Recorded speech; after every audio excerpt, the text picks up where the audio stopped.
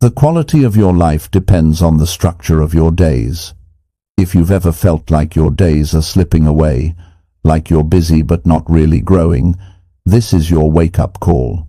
The 5 pillars of a productive life is not about hacks or shortcuts.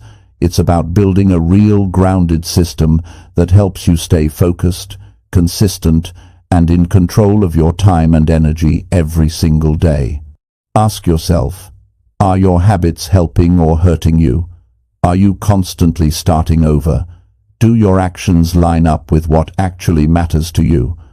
This audiobook breaks it down with 10 clear chapters that walk you through powerful shifts like learning to act without feeling ready, rebuilding trust in yourself, staying disciplined without burnout, and bouncing back even after failure.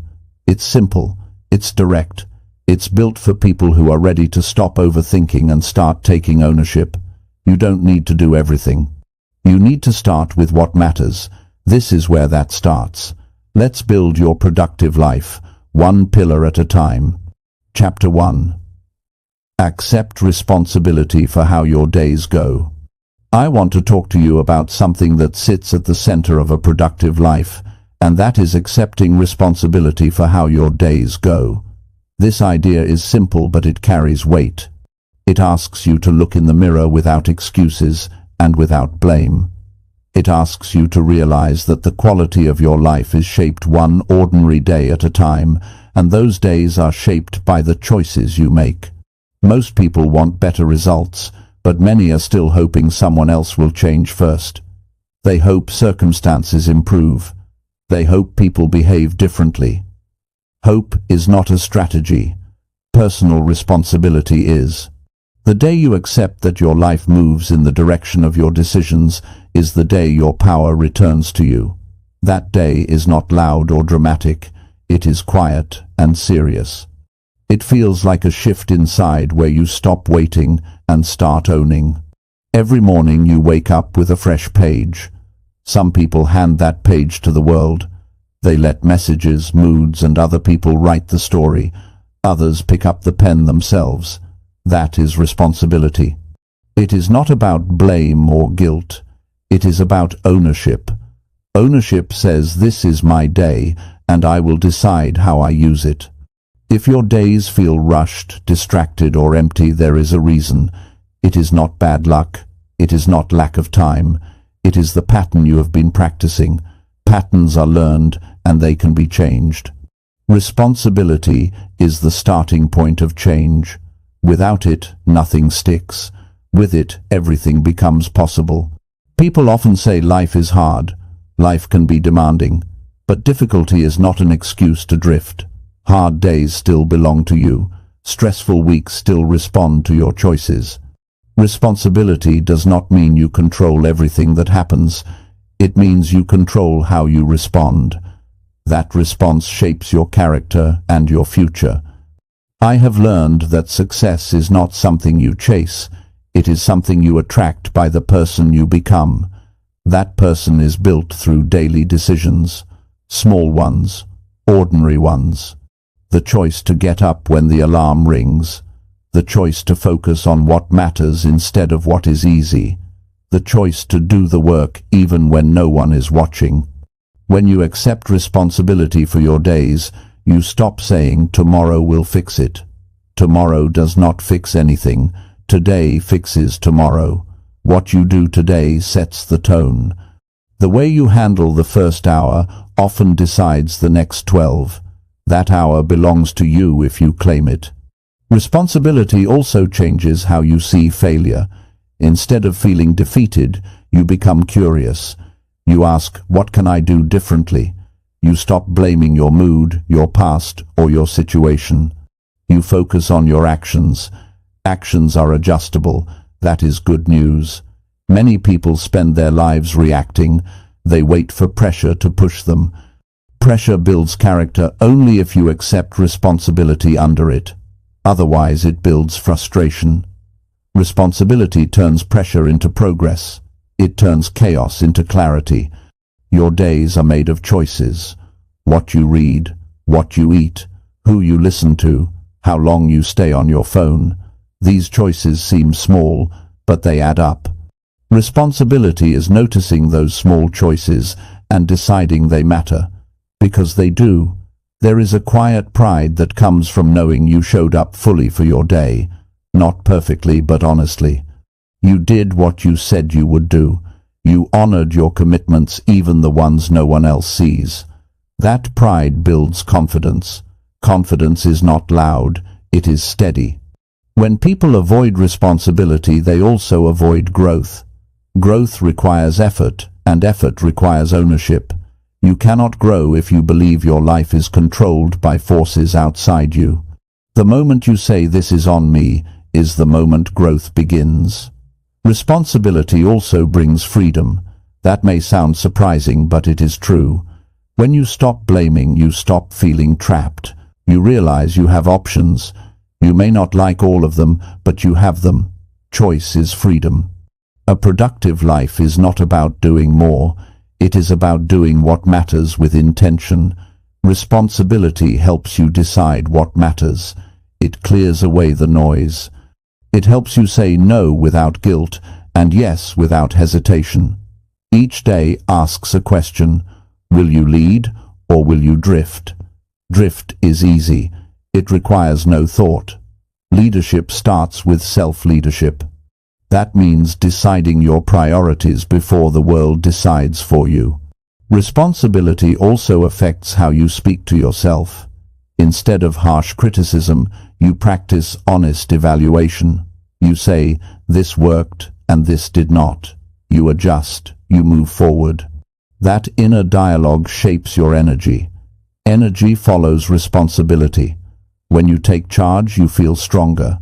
When you avoid it, you feel tired, even if you rest. Tiredness often comes from unresolved decisions and unclaimed days. Your habits are a vote for the kind of life you are building. Responsibility is casting those votes on purpose. You do not need to overhaul your life in one day. You need to show up for this one. Some days will go off track. That is part of being human. Responsibility does not mean perfection. It means recovery. It means getting back on course without drama. It means learning instead of quitting. When you accept responsibility, you stop comparing yourself to others. Comparison weakens focus. Responsibility sharpens it. You focus on your lane, your pace, your growth. People who live productive lives do not have fewer problems. They have stronger responses. They understand that discipline is choosing what you want most over what you want now. That choice belongs to you every day. Your future is built quietly. It is built in mornings, evenings, and moments when no one is watching. Responsibility makes those moments count. I have seen lives change not through sudden breakthroughs, but through steady ownership. One decision followed by another, one day handled with care, then another. That is how confidence is earned. If you want more control, start with responsibility. If you want more results, start with responsibility. If you want more meaning, start with responsibility. Your days are your life in miniature. Handle the day well, and life begins to respond. Handle it poorly, and life becomes heavy. The choice is not easy, but it is simple. Stand up to your own standards. Keep your word to yourself. Decide that your days will no longer be accidents. They will be intentional. That decision alone changes everything. Responsibility is not a burden. It is the doorway to growth. It is the moment you stop asking who should change and start saying, "I will." Your life does not improve by chance. It improves by choice. Those choices begin today. Chapter 2. Train yourself to act despite resistance. Every person alive has faced the feeling of not wanting to do what they know they should.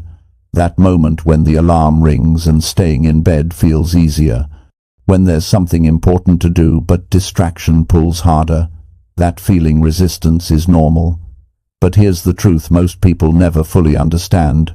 Resistance will never fully go away. Waiting for motivation is a losing game. High achievers do not wait for the perfect feeling. They train themselves to act even when it's hard, even when they don't feel like it. This chapter is about building that skill, the ability to act despite resistance. It's one of the most important pillars of a productive life. And the people who master this skill, they separate themselves from the rest, not because they are more talented or more lucky, but because they've trained themselves to move forward when everything inside them says, "Not now." You were not born with discipline. No one is. Discipline is trained. It's built through repetition, by choosing action over delay, one decision at a time. When you choose to act even when you feel like avoiding, that's when growth happens. And not just the visible kind, deep inner growth, the kind that rewires how you think about yourself. People often believe that successful individuals always feel driven, always feel confident, always feel ready. That's not the case. In fact, the more responsible you become, the more resistance you will face. That's part of the journey. You're not weak for feeling resistance. You're human.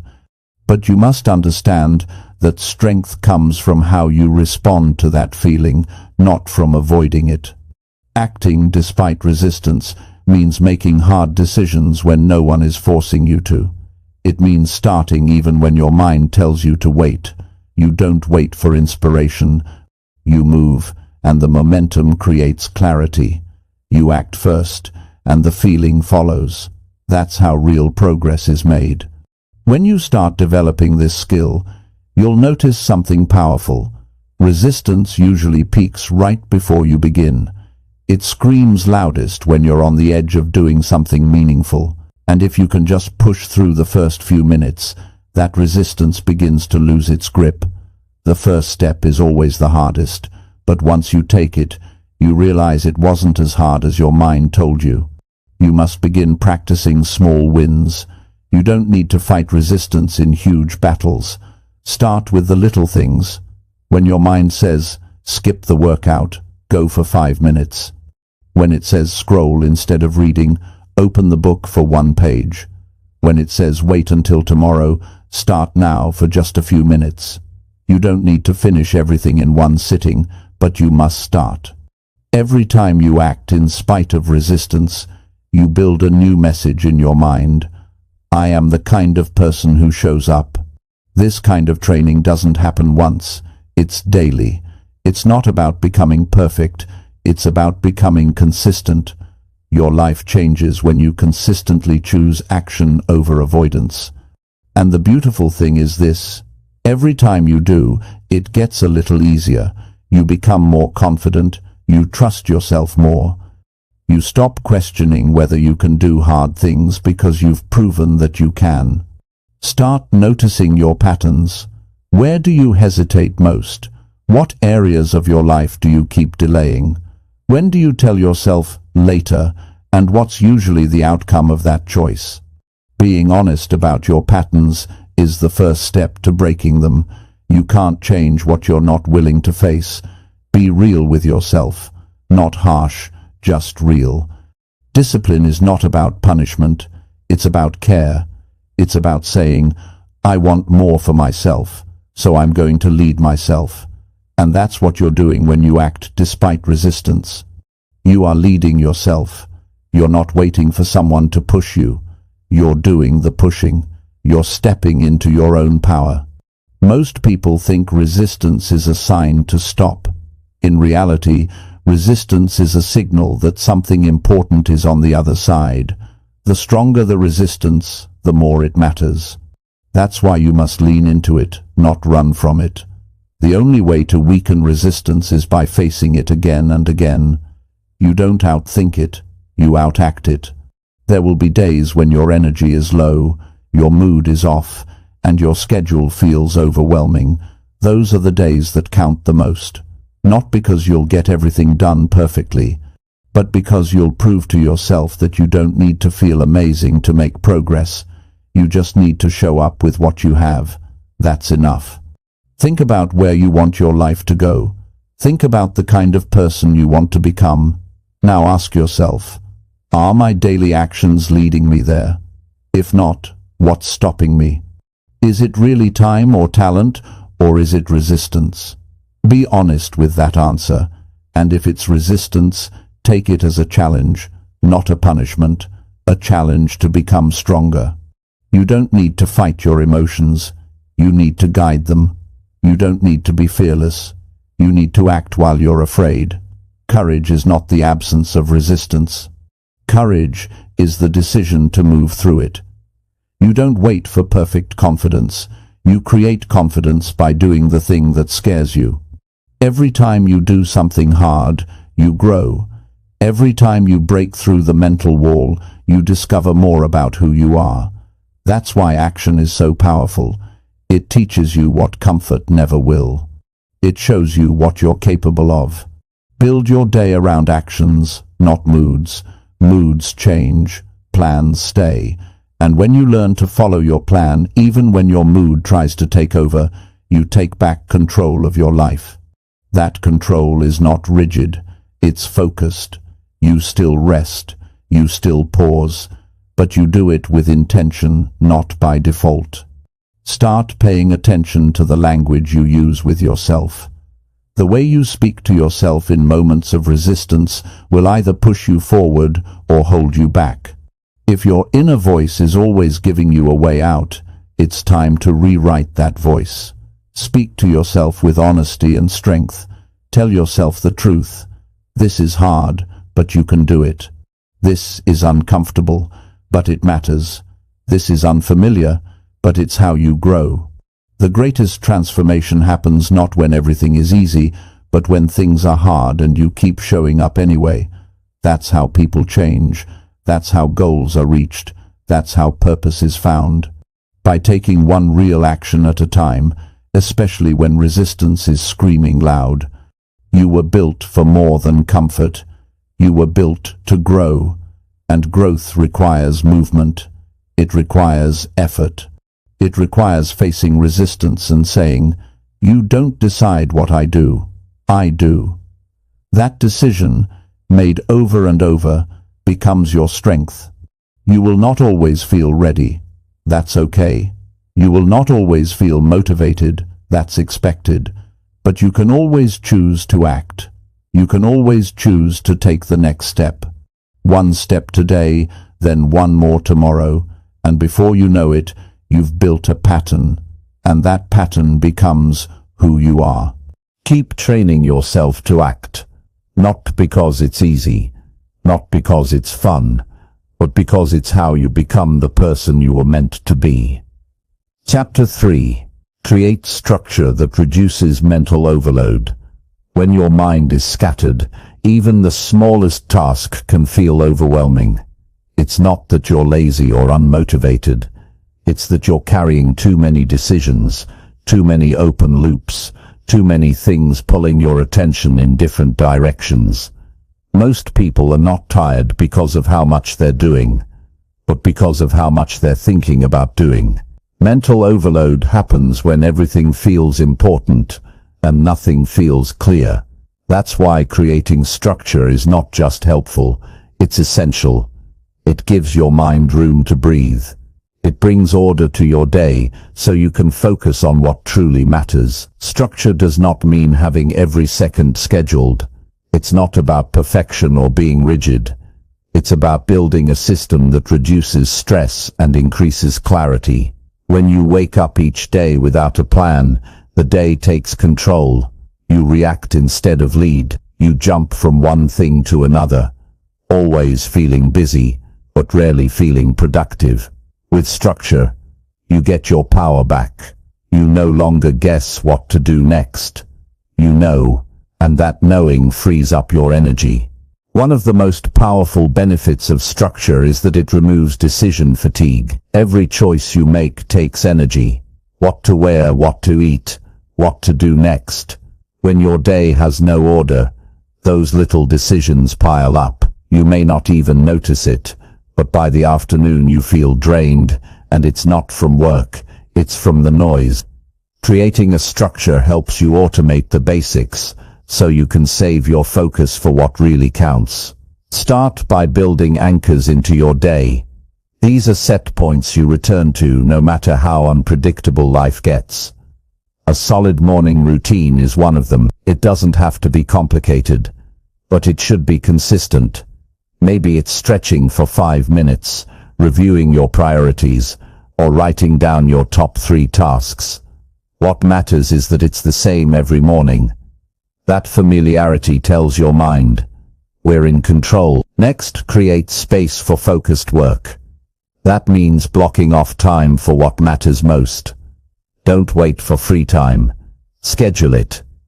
If you don't protect time for deep work, distractions will fill the gaps. Structure means making time for what you want instead of hoping it shows up. It doesn't have to be hours. Even 30 minutes of focused effort each day adds up fast. Clutter in your environment adds to clutter in your mind. Structure includes physical space too. When your desk is messy, your brain picks up on the chaos. You might not realize it, but it adds to the mental load. Keep your space clean. Keep your tools where you can find them, and remove what you don't use. A clear space supports a clear mind. Part of structure is knowing what not to do. Most people have endless to-do lists, but no system for saying no. When everything is urgent, nothing is important. Use structure to limit your priorities. Choose your top tasks and finish them before adding more. You don't need to do everything. You need to do what matters, and do it well. Technology is a powerful tool, but without structure it becomes a trap. Notifications, tabs, emails, alerts, they're all fighting for your attention. Build boundaries around your tech. Check your phone on purpose, not out of habit. Set times to check messages. Close what you're not using. Structure gives your brain permission to focus. You also need space in your day for recovery. High productivity is not about constant action. It's about being intentional with your energy. Add breaks into your day, not as an afterthought, but as a planned part of your schedule. Go for a short walk. Breathe. Disconnect.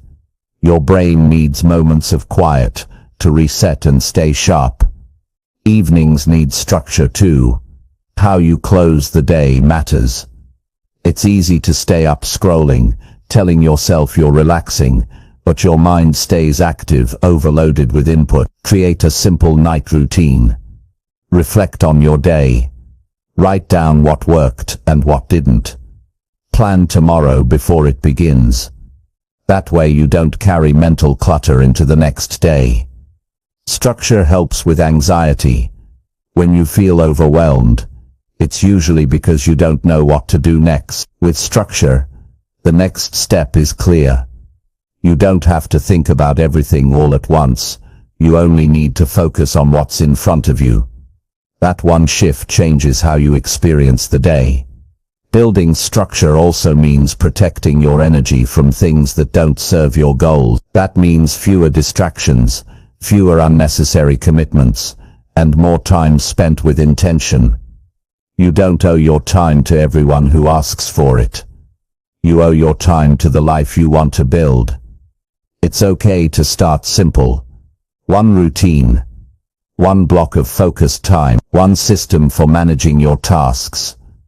Don't try to change everything overnight. The goal is to reduce mental overload, not create more of it. Start with what feels manageable. Build from there. Small steps make a big difference when they're consistent. Structure should fit your life, not someone else's. Don't copy someone else's system because it looks impressive. Build something that works for you. If you're a morning person, protect that time. If your focus is best in the afternoon, plan your biggest task then. Use your natural energy patterns to your advantage. Write things down. Don't rely on memory. Mental clutter often comes from holding too much in your head. Use a planner, a notebook, a simple app, whatever works. Offload tasks, reminders, and ideas so your mind can focus on the present moment. A brain that's trying to remember everything can't fully engage with anything. Celebrate progress. Structure should support you, not pressure you. When you finish what you planned, take a moment to notice. That's how you reinforce the behavior. You're teaching your brain, this matters. Chapter 4. Build self-trust through kept promises. Self-trust is one of the most powerful forces a person can build. It's not about being confident in every situation or knowing all the answers. It's about becoming someone you can count on. Not someone who says things just to sound good in the moment, but someone who follows through when no one else is looking. That kind of trust is built one small promise at a time. And if you're not keeping the promises you make to yourself, it doesn't matter how many goals you write down, how many books you read, or how much motivation you consume, because deep down, you'll always question whether you'll actually do what you said. This is where many people struggle, not because they don't have potential, but because they've broken so many promises to themselves that their belief has eroded. They've said they'll wake up early, but hit snooze again. Said they'd stay consistent, but quit when it got hard. Said they'd take their goals seriously, but kept pushing things to next week. These moments seem small, but they carry weight. Every time you break a promise to yourself, even if it's quiet, your mind remembers, and the more it happens, the harder it becomes to trust your own word. Rebuilding that trust doesn't come from making bigger promises, it comes from making smaller ones, and keeping them. It comes from setting a goal so simple you can't fail, and then doing it without excuse. Not to prove something to others, but to start showing yourself that your actions match your words. Because when your actions and your words are aligned, you stop needing motivation, you stop second-guessing everything. You start believing that when you say something, it's as good as done. Building self-trust begins with honesty. Not the kind you post about, but the kind you sit with. You have to get real about what you've been avoiding. Where have you made promises you never followed through on? Where have you let yourself off the hook? Where have you been performing for others while quietly giving up on your own goals? These aren't easy questions, but this is the kind of honesty that sets you free.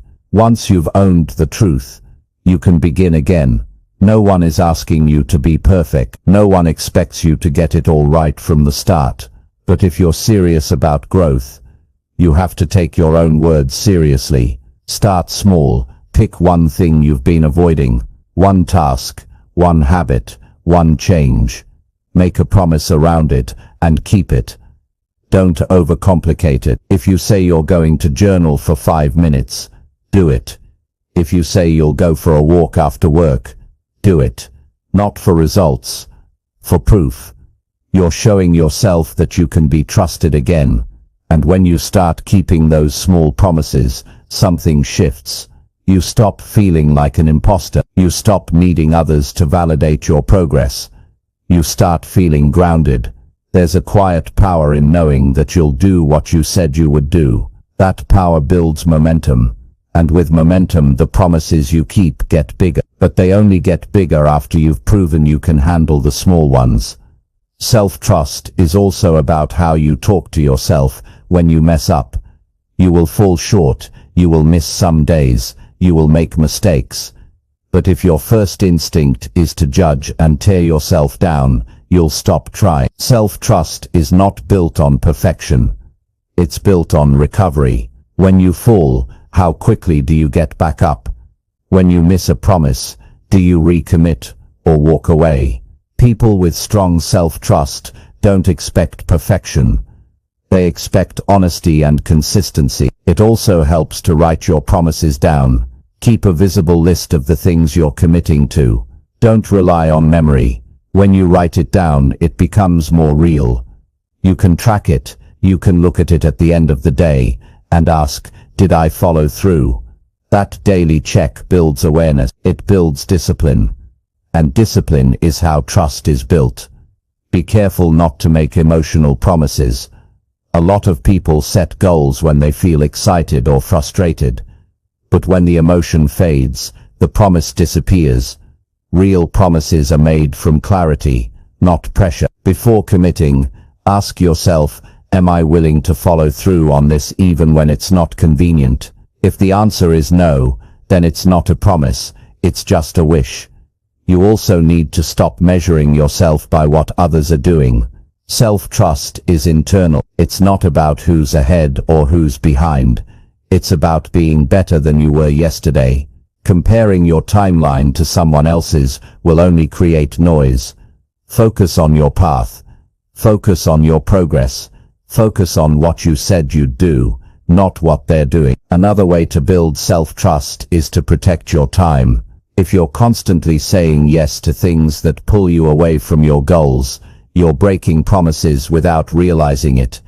You say yes to someone else, but you're saying no to yourself. That creates internal conflict. Boundaries matter. Saying no is not selfish. It's a way of staying loyal to the life you're building. Keep in mind that no one else can build your self-trust for you. People can encourage you, they can support you, but they can't make you follow through.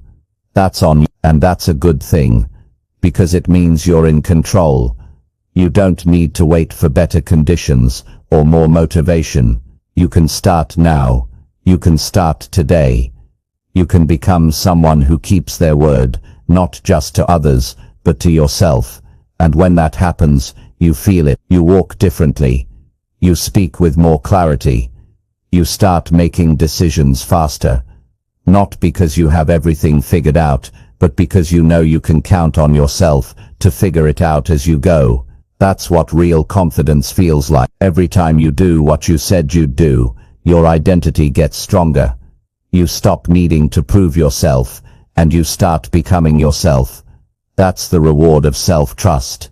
It's not loud, but it's life-changing. It's what allows you to build habits, pursue goals, and stay grounded through challenges. You don't need to wait for a perfect moment. The moment is now. Start with one promise. Just one. Make it small. Make it clear. And then show up for it like it matters, because it does. Chapter 5. Guard your focus from constant stimulation. Your ability to focus is one of your most valuable tools. It's how you create, solve, learn, and improve. But in the world we live in today, that focus is under attack from the moment you wake up. You're surrounded by things competing for your attention: notifications, messages, headlines, videos, alerts, and noise. And the more stimulation you let in, the harder it becomes to think clearly, stay present, or do anything that truly matters. Most people don't even realize it's happening. They just feel constantly distracted, tired, and mentally scattered. But the truth is, your mind was never designed to handle non-stop input.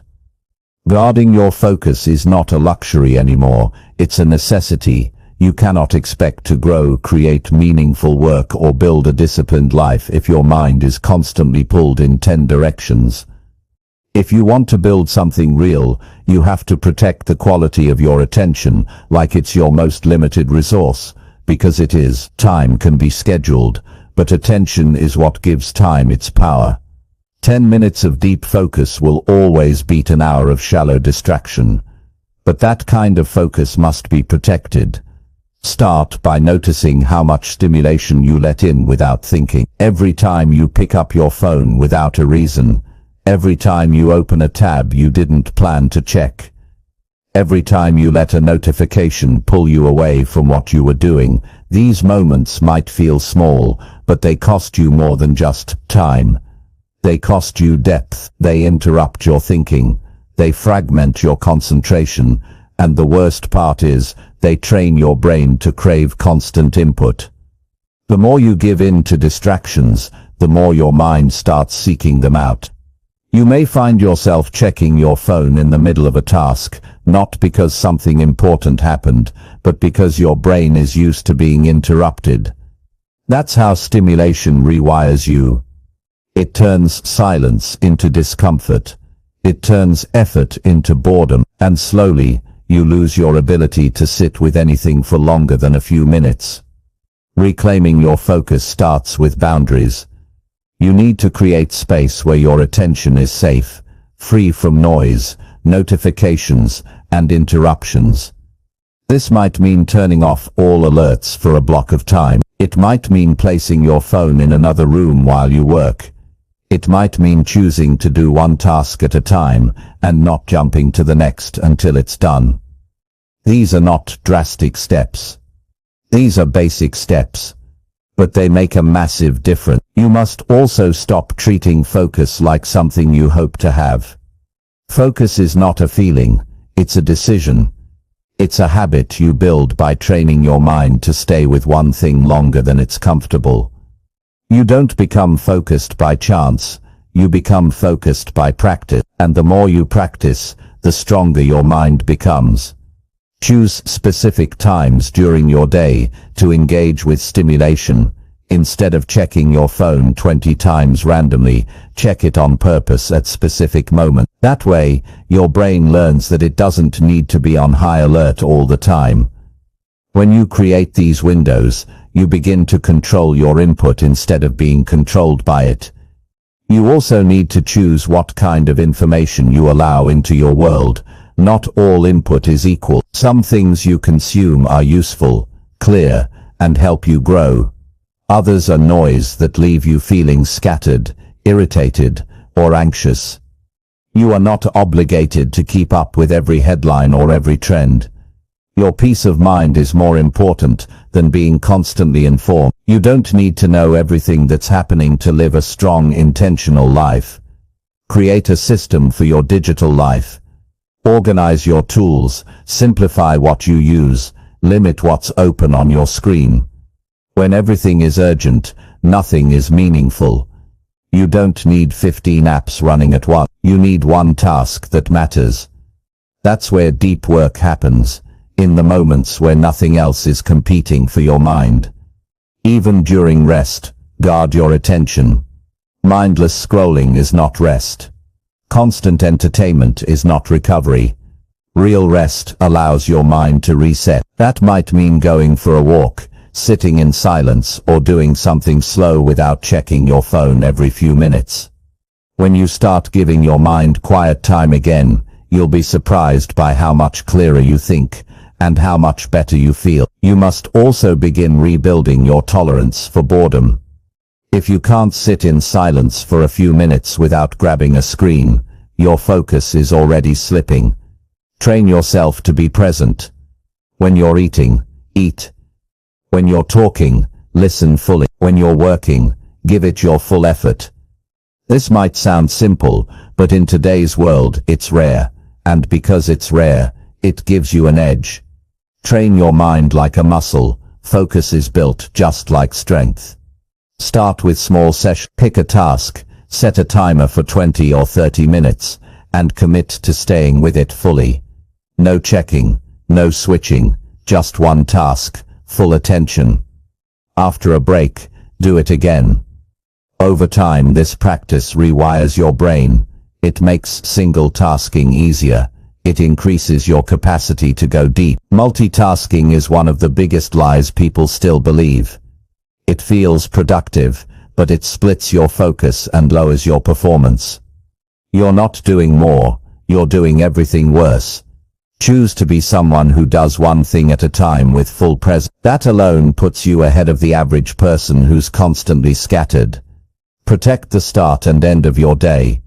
Don't begin your morning by diving into stimulation. Avoid grabbing your phone the moment you wake up. Start with quiet. Let your mind warm up slowly. Chapter 6. Use discomfort to grow emotional strength. Discomfort is not the enemy. In fact, discomfort is often the starting point for real growth. The problem is, most people spend their entire lives trying to avoid it. They avoid hard conversations, new challenges, uncertainty, rejection, and anything that might stretch them beyond what they know. They seek comfort because it feels safe. But comfort, if lived in too long, becomes a trap. It keeps you the same, and the longer you stay in it, the more fragile you become. You don't get stronger by staying where things are easy. You get stronger by choosing to face what makes you uncomfortable and showing yourself you can handle it. Emotional strength is not about being tough on the outside. It's about being steady on the inside. It's about being able to feel uncomfortable emotions, fear, embarrassment, anxiety, sadness, and still take action. People often believe that strong individuals don't feel those things. But the truth is, they feel them fully. They've just trained themselves not to run from those emotions. They've learned how to move through them without breaking. And that strength didn't appear overnight. It was built, moment by moment, in times when they chose discomfort over avoidance. If you want to grow into a version of yourself that can handle life with clarity and courage, you need to get honest about the areas you avoid. Discomfort always shows up in those places. Maybe it's the fear of failure that keeps you from starting something new. Maybe it's the fear of judgment that keeps you from speaking up. Maybe it's the fear of making the wrong decision that keeps you stuck in place. Those fears are natural, but they're not final. They're a signal, a sign that there's something on the other side of that emotion that's worth exploring. If you ignore it, you stay stuck. If you face it, you grow. One of the most powerful decisions you can make is to stop avoiding discomfort and start working with it. You do that by putting yourself in situations where you have to stretch. You don't need to dive into extreme situations. You just need to choose challenges that make you feel a little exposed, a little nervous, a little unsure. That space between comfort and fear is where growth lives. And the more time you spend there, the more you expand your capacity to handle life. When you do something uncomfortable and come out on the other side, something happens inside you. You start to trust yourself more. You begin to realize that fear is not a stop sign, it's just a feeling, and feelings can't stop you unless you let them. Every uncomfortable step forward becomes evidence that you can face challenge and keep going. That evidence is what builds real confidence, not the kind that's loud or flashy, the kind that's quiet, steady, and earned. Discomfort also teaches you patience. When you're uncomfortable, you can't rush the process. You're forced to slow down, breathe, and take things one step at a time. That's how you develop emotional control. You stop reacting to every little thing. You start observing. You create space between what happens and how you respond. That space is where strength is built. It's in that space where you stop being a victim of your emotions and start becoming the one in charge of them. Most people live in avoidance mode. They distract themselves when they feel overwhelmed. They numb out when emotions rise. But nothing changes until you face what you're feeling head on. The emotions you run from are the ones that keep controlling you. The emotions you sit with are the ones you eventually understand and grow through. That's why discomfort is a gift. It points to the places inside you that need attention, not avoidance. Emotional strength is not developed in peace. It's developed in challenge. It's developed in the moments when you feel like giving up, but choose to stay. When you feel like running away but choose to stay present. That choice doesn't always feel good in the moment, but it creates something powerful long term. It creates grit. It creates character. It creates a sense of pride that no one can take away from you. When you train with discomfort, you start to raise your threshold for strength. Things that used to shake you don't shake you anymore. You become more grounded, more stable. Not because life got easier, but because you got stronger. That's the kind of growth you carry with you into every area of your life: work, relationships, goals, habit. It all improves when your emotional strength improves. You also learn how to separate your thoughts from your truth. Discomfort brings out the loudest thoughts, the ones that say you're not good enough, you're going to fail, you'll look stupid. Chapter 7. Improve one small behavior every day. You don't need to change everything at once to improve your life. What you really need is to improve one small behavior every day. That's where real progress starts. It's not about making dramatic changes overnight. It's about making quiet, intentional decisions daily that slowly shift who you are and how you live. Most people wait for the perfect moment to start. They wait for the motivation to be strong enough or the conditions to be just right. But growth doesn't require a perfect setup. It requires consistency with the little things that seem too small to matter, but actually shape everything. The truth is, your life is built on your habits. What you do every day becomes who you are, and the small things you choose to repeat, whether good or bad, accumulate over time. If you go through your day unconsciously repeating behaviors that don't serve you, nothing changes. But if you take one behavior, even one that seems tiny, and decide to improve it today, you've taken back control. That decision might not feel powerful at first, but it's the kind of decision that creates momentum. Improvement starts with awareness. You can't change what you don't notice. Begin by watching your actions. How do you start your mornings? How do you respond to stress? How do you use your time between tasks? Where are you choosing comfort over progress? Don't judge yourself. Just observe. That awareness creates space, and in that space, you gain the ability to choose something better. Not something huge, just something better. Pick one thing each day, one small behavior. Maybe it's drinking a glass of water right when you wake up. Maybe it's responding with patience when you feel irritated. Maybe it's standing up straight when you're tempted to slouch. Maybe it's putting your phone down while eating. Whatever it is, make it specific, simple, and something you can actually follow through on. The goal isn't to impress anyone. The goal is to train yourself to follow through. That's how confidence is built, not through hype or emotion, but through action. When you make a promise to improve one small thing and then do it, you send a message to yourself. I can be trusted. That message builds your identity, and identity is what drives long-term change. You're not just acting differently. You're becoming someone who values growth. It's important to understand that change is not a single event. It's a pattern of effort. And the best way to create that pattern is by focusing on what you can do today, not what you wish you had done last year or what you hope to achieve a year from now. Today is where your influence lives, and the way you spend today is a direct investment in your future. One good choice today makes the next good choice easier. That's how momentum is created, one decision at a time. Improving one small behavior each day also helps you avoid overwhelm. One of the biggest reasons people quit on self-improvement is because they try to fix everything at once. That pressure becomes too much, and they burn out. But if you commit to small, consistent upgrades, you stay grounded. You stay focused, and you stay in the game. Long-term change comes from staying in the game. Your brain loves small wins. Every time you complete a small improvement, your brain gets a reward. That reward builds a habit loop, and over time those loops become automatic. It no longer takes effort to do the right thing. It becomes your new normal. That's the power of small adjustments.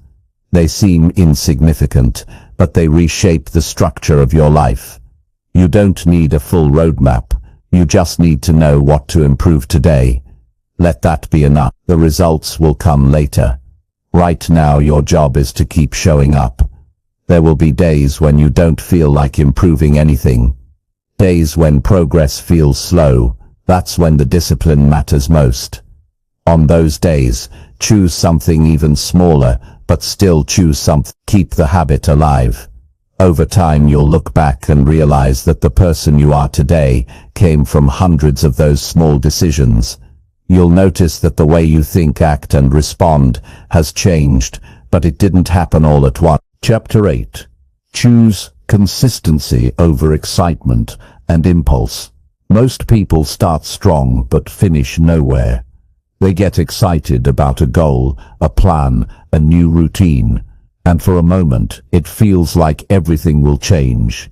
They go all in for a few days, maybe even a week, riding on the high of motivation, but when that feeling fades, and it always does, they slow down, then stop, then move on to the next thing that promises a spark. That cycle repeats over and over, until they lose faith in their own ability to follow through. This isn't a motivation problem, it's a consistency problem. And if you want real change in your life, you have to choose consistency over excitement and impulse. Excitement fades fast. It's emotional, and emotions shift. Impulse is even shorter. It reacts in the moment, and disappears just as quickly. Neither one has staying power. But consistency, while not as flashy, builds something solid. It's not about intensity, it's about showing up regardless of how you feel. When you choose consistency, you begin to build a foundation that doesn't crack every time things get tough. You begin to build habits that run deeper than mood or circumstances.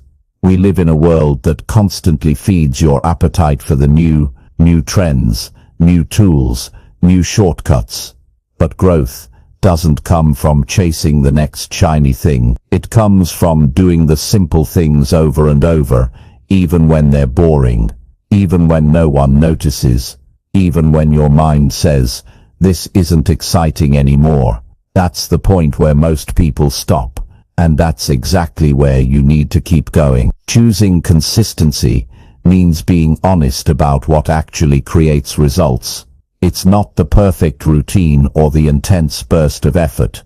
It's the small repeated actions done with discipline. You don't need to be extreme, you need to be committed. Excitement might get you to start, but it's consistency that gets you to the finish line. The problem is that consistency doesn't always feel good. Sometimes it feels repetitive, sometimes it feels slow, but that's exactly why it works. Because most people won't stick with something when it stops being thrilling. When you live by impulse, you're controlled by temporary emotions. You act based on what feels good right now instead of what matters long term. You skip the workout because you're tired. You spend the money because you're bored. You quit the routine because progress isn't instant. But every time you give in to impulse, you delay the life you say you want. Every time you choose consistency, instead, you move one step closer to it. You must learn to stay committed to the process, without needing constant rewards. Real progress doesn't always give you immediate feedback. Some days will feel like nothing's changing, but that doesn't mean it's not working. Seeds take time to grow, and you can't see the roots forming below the surface. But if you stop watering, the growth dies. That's what quitting does. It kills momentum just before the results begin to show. Consistency builds character. It shapes how you see yourself. Every time you follow through, you reinforce the identity of someone who shows up. That builds trust. That builds confidence. And confidence isn't built by getting hyped. It's built by doing the thing you said you'd do, especially when you don't feel like doing it. That's when it counts the most. To stay consistent, you must lower the pressure. Stop trying to be perfect. Perfection is unsustainable. Instead, focus on showing up, even if the effort is small. Consistency doesn't mean doing everything at full intensity. It means never fully stepping away. If all you can give today is 20%, then give that. What matters is that you stay in motion. Progress is a result of staying engaged over time, not performing perfectly for a short time. Create systems that support your consistency. Relying on motivation is risky. Build routines that remind you to act. Use reminders. Set time blocks. Keep your environment clean and focused. These small steps remove friction, and when you remove friction, consistency becomes easier to maintain. Structure helps when discipline feels low. Also, track your progress. Chapter 9. Check your actions against your values. There's a point in life where you stop asking what looks good and start asking what feels right. Not right in the moment, not right according to someone else's expectations, but right by your own standards. That's where values come in. Your values are the foundation of your decisions, the compass that keeps you honest when life pulls you in different directions. If you don't know what your values are, or if you rarely stop to check your actions against them, it's easy to get caught in a cycle of doing more but feeling less. That's because progress without alignment always leaves you feeling disconnected. It's not about being perfect, it's about being real. Real with how you spend your time. Real with what you say yes to. Real with what you allow in your life. Every action you take is either aligned with your values or it's not. And when too many actions go against what you say matters, the cost isn't just time. It's trust in yourself. You start to feel off without knowing why. You feel busy but not proud. You feel active but not fulfilled. That disconnection doesn't happen overnight. It builds silently through repeated compromise. Living with values doesn't mean having everything figured out. It means using a simple question often. Is what I'm doing right now matching what I say is important to me? If you say you value health but skip movement daily, something's not aligned. If you say honesty matters but avoid difficult truths, you're living in conflict. If you say your relationships come first but give them your leftovers, you're not acting in line with your priorities. And when that gap grows too wide, it creates stress, mental, emotional, sometimes even physical. That stress often shows up as frustration, fatigue, restlessness, or even a lack of motivation. Not because you're lazy, but because your actions have lost connection with your deeper purpose. When you're clear about your values and your actions match them, you don't need help. You don't need someone to push you. Your direction becomes obvious and energy follows clarity. Checking your actions against your values means slowing down long enough to be honest with yourself. It's asking hard questions without rushing to fix the answer. It's recognizing when you've drifted and having the strength to adjust. That's growth, not in the loud, dramatic ways, but in the small decisions that no one sees. The decision to stop lying to yourself, the decision to cancel something that doesn't feel right, the decision to apologize because integrity matters more than being right. There's a quiet strength in alignment. It doesn't always feel exciting, but it gives you peace. When you go to bed knowing that your actions matched your principles, that's a deep kind of confidence. You're no longer trying to keep up with everyone else. You're building something solid within yourself. That doesn't happen through external wins. It happens through internal consistency. Values aren't things you write down once and forget. They need to be revisited regularly. Life changes, seasons shift, and sometimes what mattered last year isn't what matters today. That's not weakness, it's maturity. But if you never pause to reflect, you might still be chasing an outdated version of success, or worse, someone else's idea of it. Start by identifying your top values, not the ones that sound good on paper, the ones you actually want to live by, the ones you're willing to make sacrifices for. Chapter 10. Recommit daily even after personal setbacks. Progress doesn't follow a straight line. No matter how committed you are, there will be days you miss. There will be weeks where everything feels off. There will be moments when you make decisions you regret, when you lose control, when you fall short of what you promised yourself. That's part of being human. Setbacks are not the end of growth.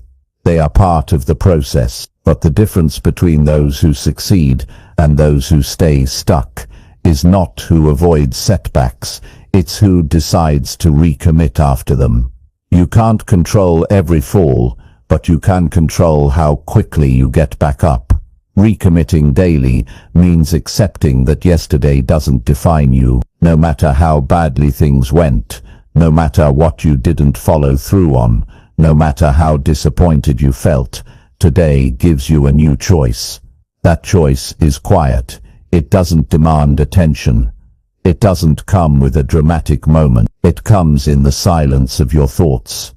When you decide to begin again, without needing permission, and without waiting for the perfect timing, that choice carries power. It shifts you from shame to responsibility, from frustration to progress. You don't need to erase the past to move forward. You just need to stop letting it control your next step. Too many people stay stuck, not because they can't grow, but because they believe they've failed too much to try again. They carry guilt, and that guilt turns into avoidance. But the truth is, falling off track doesn't make you weak. Refusing to return does. Recommitting is strength. It's self-leadership. It's proving that your future matters more than your mistakes. When you stumble, the voice in your head will try to convince you to wait. It will say, fix everything first, then start again. That voice is lying. You don't need to fix everything. You just need to take the next step, and the next one. You don't build momentum by overthinking. You build it by acting, even if it's messy. Especially when it's messy. Setbacks come in many forms. Sometimes it's breaking a habit. Sometimes it's losing your temper. Sometimes it's abandoning a goal you said was important. Whatever the setback, the principle stays the same. Don't let it last longer than it needs to. One day of slipping doesn't need to turn into two. One bad decision doesn't mean your standards are gone. The faster you return, the less damage is done. Not because you rush, but because you refuse to give up on yourself. You have to develop the skill of self-recovery. That means not waiting for motivation to show up. That means not needing external validation to believe you're worthy of trying again. You decide. You choose to act in your best interest, even when it's uncomfortable. That ability to return without shame builds emotional strength. It teaches you that your commitment is deeper than your mood. Recommitting daily doesn't mean starting over every time. It means picking up where you left off, adjusting what you need to, and continuing forward. Sometimes it means scaling back, sometimes it means simplifying, but it never means quitting. Your pace might change, but your direction stays. Your effort might fluctuate, but your intention stays strong. Give yourself permission to learn from what didn't work. Setbacks are feedback. They show you where your systems are weak. They reveal where your emotions tend to take over. Use them, reflect, adjust, and re-enter with more awareness.